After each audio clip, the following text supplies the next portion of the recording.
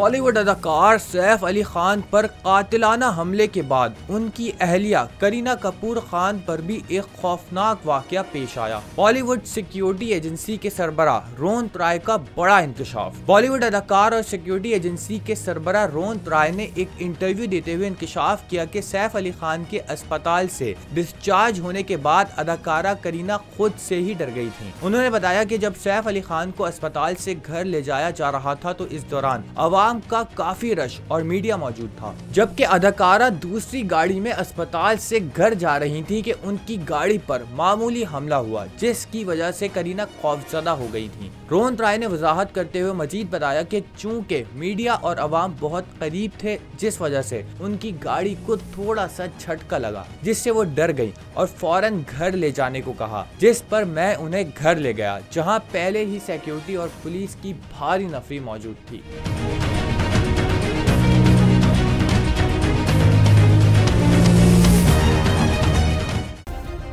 Subscribe करें और bell दबाएं ताकि कोई खबर रह न जाए।